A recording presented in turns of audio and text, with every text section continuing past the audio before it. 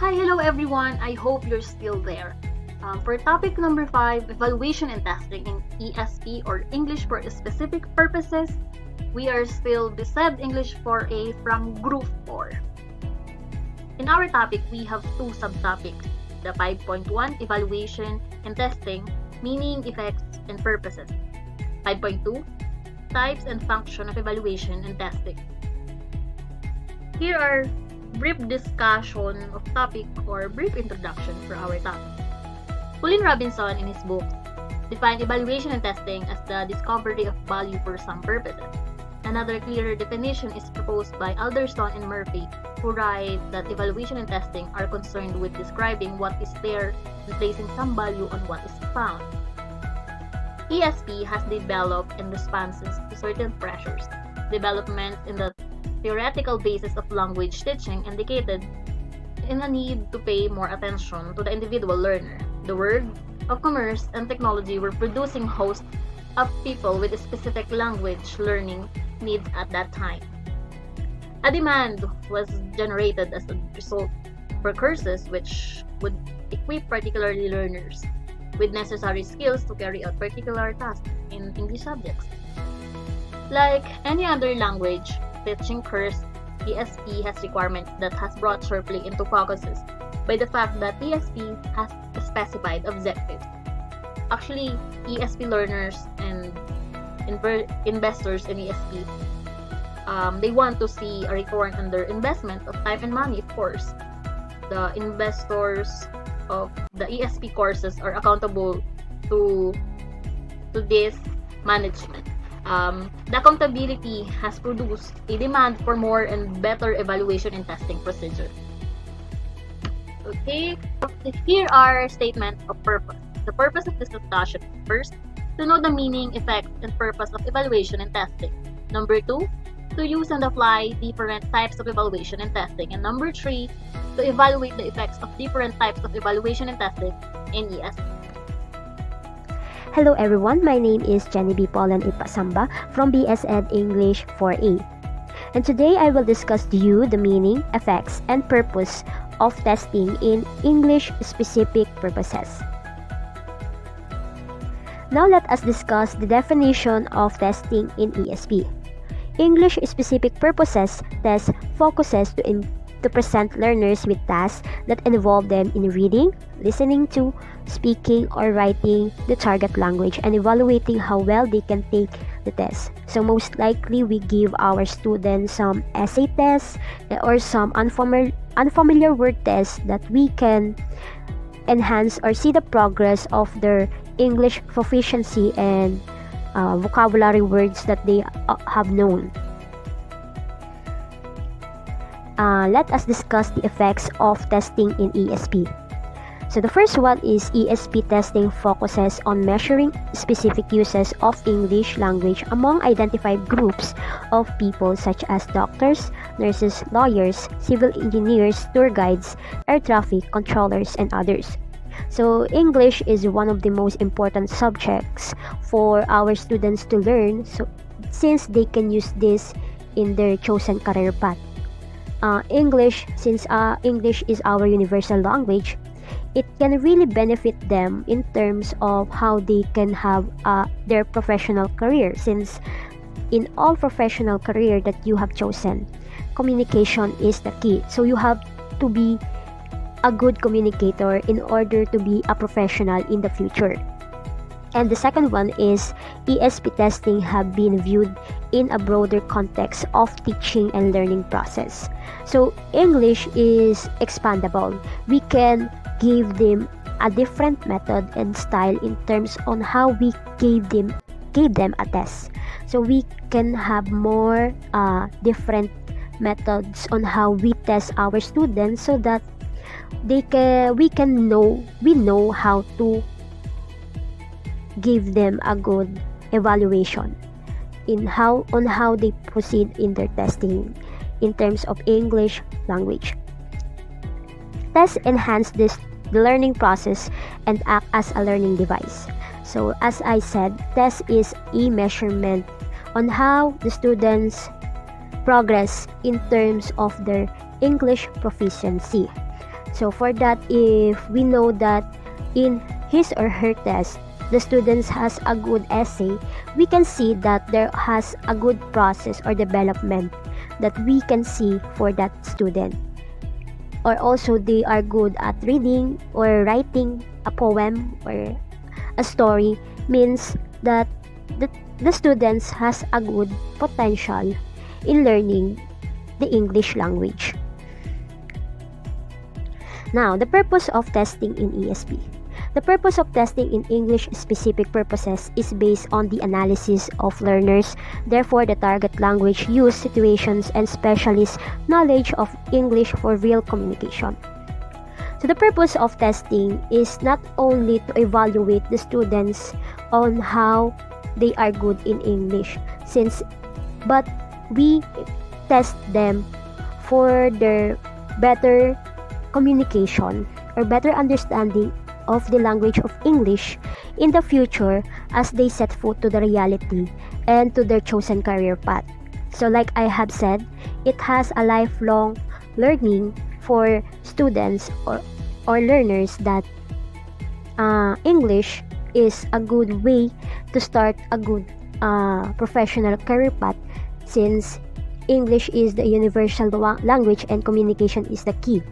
So the purpose of testing in ESP is not only to give students a higher grade, but also to test them how they can manage communicating to the reality or to the real world in the future. So it is a good experience and a good process if we see our students learn how to handle or have a good process in terms of speaking English or expressing the language of English to others, since it will be a good start for them to have a good career in the future.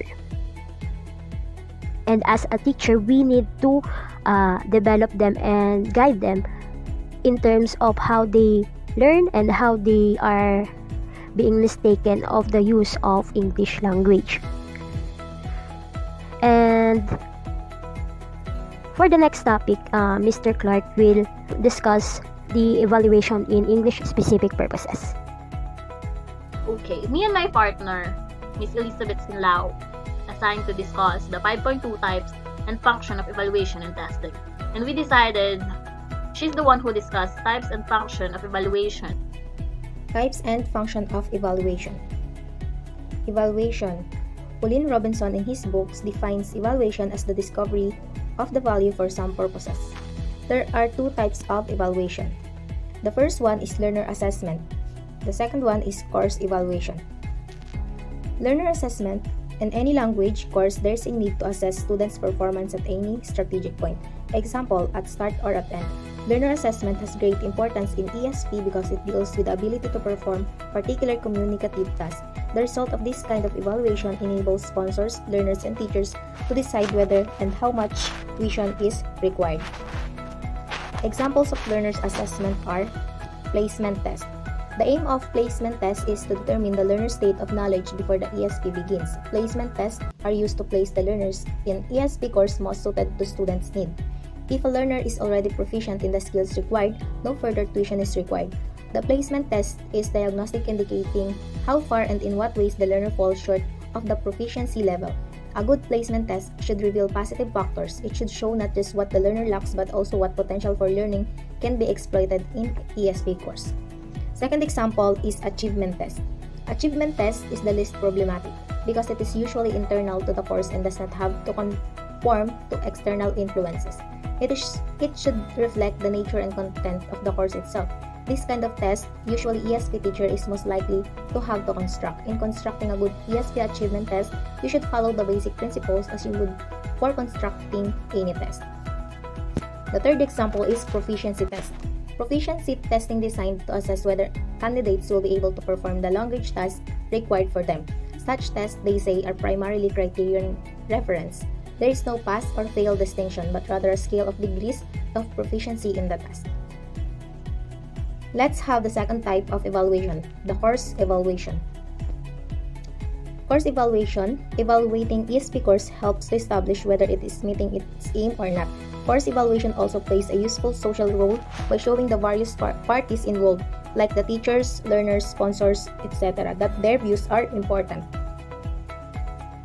Course evaluation. There are 4 aspects of ESP based on Alderson and Waters 1983. Letter A, what should be evaluated? Letter B, how can ESP course be evaluated? Letter C, who should be involved in the evaluation? Letter D, when and how often should evaluation takes place? What should be evaluated? The first one is the ability of the teacher to collect the information. Second, the ability of the teacher to use the information for evaluating. How can ESP courses be evaluated? In theory, there are many ways to evaluate ESP course, from simulation to suggestion boxes. However, in practice, the most techniques to evaluate ESP course are test results, questionnaires, discussion, interview, and informal means, comment, casual chats, etc. Who should be involved in the evaluation? In every colleague will vary about who involved in ESP course evaluation. It is likely in practice there are ESP teaching institution, the ESP teachers, the learners, and the course sponsors. Evaluation is concerned with people evaluation of value and opinions. It is related with their interest and concern. When and how often should evaluation takes place? A, in the first week of the course. B, at regular intervals throughout the course. Letter C, at the end of the course. D, at the end of the course in each meeting, because it's effective to know how well the course achieved the goal. Let's have the functions of evaluation. We have 2 functions of evaluation. The first one is assessment and the second one is feedback. Assessment. Assessment is a matter of measuring what the learners already know, but any assessment should also provide positive feedback to inform teachers and learners about what is still not known, thus providing important input to the content and methods of the future work. Feedback. The fact that most ESP learners are adults, there is no reason why the educational use of tests should not be taken a stage further, with learners becoming increasingly involved in providing feedback to themselves and their peers and sharing decisions about the most appropriate procedures for evaluating their progress. And that would be all. Thank you. And I am going to discuss the types and function of testing. So, without further ado, let's have a brief intro in my topic. Okay, ESP test. ESP testing is a relatively neglected area. We can't deny that. And it is supported by 1983 Alderson Waters wrote that only limited numbers of articles have been published in the area of ESP testing. But nowadays, there have been a lot of journals related to ESP testing.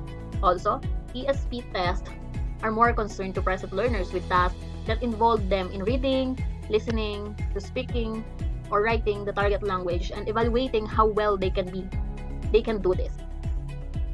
Of course, I am agreed with that. An important component in assessing how well somebody can use English is how accurately they can produce or understand text written or spoken in the language. But the key to this assessment is to present learners with tasks that resemble in some ways to sort things they have to do with the language in real life. Therefore, the ESP approach, or the English for Specific Purposes approach in testing, is based on the analysis of learner target language use situation and specialist knowledge of using English for real communications.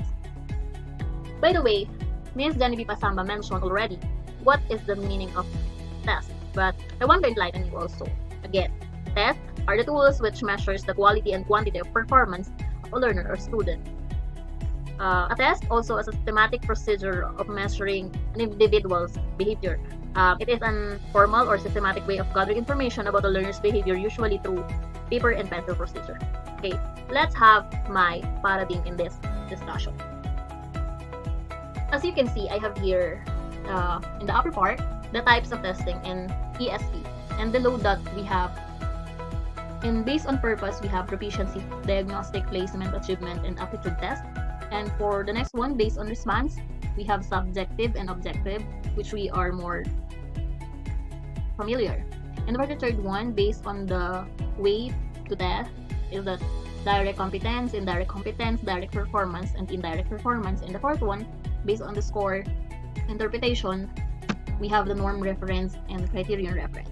So if you want to know it, so let's go with our discussion proper. Let's delve deeper. Okay, first thing first, the letter A, based on purpose. There are many kinds of tests. Each test has specific purpose and particular criterion to be measured. This paper will explain about 5 kinds of tests based on the specific purpose. Those tests are proficiency, diagnostic, placement, achievement, and language aptitude test. So, first thing first, what is proficiency test? Proficiency test. A proficiency test aims to test the global competence in a language. It tests overall ability, regardless of anything training they previously had in the language. Proficiency tests have traditionally consisted of the standardized multiple choice, item on grammar, vocabulary, reading comprehension, and listening comprehension. One of the standardized proficiency tests is what we call TOEFL, or the test of English as foreign language. Okay, let's move with the second one, the diagnostic test.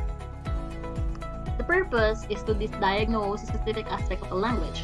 This test offers a checklist of features for the teacher to use with discovering difficulty. Proficiency tests should elicit information on what students need to work on in the future.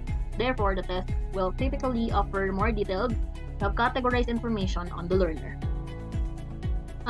In this part, for example, a writing diagnostic test would first elicit a writing sample on the students. Then, the teacher would identify the organization, content, spelling, grammar, or vocabulary of the writing. Based on that identifying, teacher would know the need of the student that should have special focus. Okay, for the third one, we have the placement test. The purpose of placement test is to place a student into a particular level or section of the language curriculum or schools. A student performance on a test should indicate the point at which the student will find material neither too easy nor too difficult. And then we have the achievement test. The purpose of achievement test is to determine whether the course objective have been met with skills acquired by the end of the period of instruction. Also, achievement test should be limited to particular material addressed in a curriculum within a particular time frame. And then, let's have the B, based on response, or the second type of test. There are 2 types of this kind of test based on response. They are subjective and objective tests. The subjective test is a test in which the learner's ability or performance is judged by the examiner's opinion or judgment. The example of subjective test is using essay and short answer. I know you are all familiar with this one because we have also tackled this one with Mr. Calarosa. And the next one is an objective test. It's a test in which learner's ability or performance is measured using a specific set of answers, which means there are only 2 possible answers, right or wrong. In other words, the score is according to the right answer. The type of objective test includes multiple choice, true or false, matching, and problem-based questions.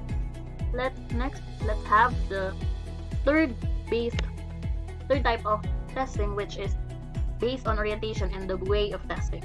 Okay, language testing is divided into 2 types based on orientation. They are the language competence test and the performance language test. A language competence test is a test that involves components of language such as vocabulary, grammar, and pronunciation, while the performance test is a test that involves the basic skills in English, which are writing, speaking, listening, and reading.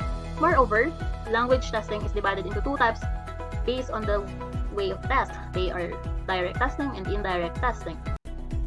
Direct testing is a test that the process to elicit students' competence uses basic skills like speaking, writing, listening, or reading, while the indirect testing is a test that the process of elicit competence does not use a basic skills. So, let's have this 4. Direct competence test is a test that focuses on measuring the student's knowledge about the language components, like grammar or vocabulary, and the elicitation uses of the 1 basic skills is speaking, listening, reading, and writing. For example, a teacher wants to know about the student's grammar knowledge. Of course, the teacher asks students to write a letter to elicit student knowledge in grammar. On the other side, the indirect competence test is a test that focuses on the measure the student's knowledge about the language component like grammar and vocabulary, which the elicitation does not use any one of the basic skills, the speaking, listening, reading, and writing. The elicitation in this test uses other ways such as multiple choice. The example in this one is that the teacher wants to know about the student's grammar knowledge, so the teacher will give a multiple choice test for the students to measure the knowledge of the student's knowledge in grammar. The third one is the direct performance test. The direct performance test is a test that focuses on measuring the student's skills in reading, writing, speaking, and listening to the recitation through direct communication. The example of this one is that the teacher wants to know the student's skills in writing, so that the teacher asks the students to write a letter or to write a short story. On the other half, the indirect performance test is a test that focuses on measuring the student's skills in reading, writing, speaking, and listening, and the recitation does not use the basic skill again. And the example in this one is that the teacher wants to measure the student's skills in listening, so that the teacher gives some pictures and asks the students to arrange the pictures into correct order based on the story that they have listened to. To sum up the direct testing and indirect testing, I want you to know that direct testing is easier to carry out when it is intended to measure the productive skills of speaking and writing.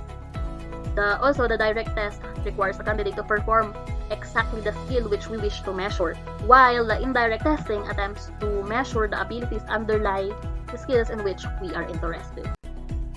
So let's have the last type of testing is the based on score interpretation. There are also two kinds of tests based on score interpretation, and they are the norm reference and the criterion reference test. The norm reference tests are designed to highlight the achievement difference between and among students to produce a dependable rank order to students across a continuum of achievement from high achievers to low achievers. On the other half, criterion reference tests determine what test takers can do and what they know, not how they compare to others. Okay? I hope you understand that one. It is easy to interpret, so I know you got that. I have here how specific should be the how specific should the content be. Okay, when devising an English for specific purposes test, one should aim at creating good and dependable measures of language ability, which need to, first, of course, the content must be valid. Second, the topic form must be parallel, like EILST test. Okay, we have the three parallel forms like life science, physical science, and also art. They are connected with each other, or what we call parallel. The third one, be as authentic as possible. The fourth, provide accurate and reliable measures of language ability. And the fifth one, have beneficial effects.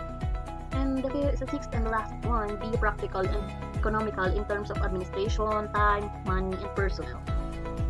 One of the prevailing principles in ESP testing is that the test should contain tasks that minor faithfully to the student's target language to use in every situation.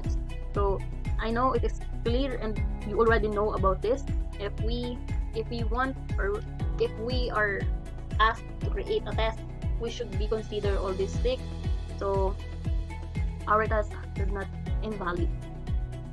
So my key takeaways in this discussion of mine, the types and function of testing is that ESP test should be based on direct evaluation of language ability and act of communication, the reading, speaking, writing, and listening, and assessment of content knowledge in situation and activities which are as engaging and realistic as possible for learners. And also, the primary goal of ESP test is to obtain information about the learner's specific purpose language ability. In the present day, it is increasingly important not only to be able to use a foreign language, but also to be able to demonstrate that one can use it at level of required by employers, schools, and other universities. So that's all for me. Thank you everyone for listening. See you next time. By the way, here are my references which you can read more if you want to delve more deeper in my topic that I've discussed. And also, here are my group members. They are the one who discussed the topic 4, and they are Nisha Quintatu, Christian Dave Sumagang, Karen May Aviles, and Mr. Denrick Hugar, Evidine Limbagan, Melijan Barrow. And for topic number 5, here we are. The presenter of topic number 5, Jenny Pauline Pasamba, Clark Padilla, Elizabeth Jane Sinlao, and yours truly, Jessica Esperanza. Okay, that's all for us. I hope you learned something from our discussion. Good day, everyone. God bless.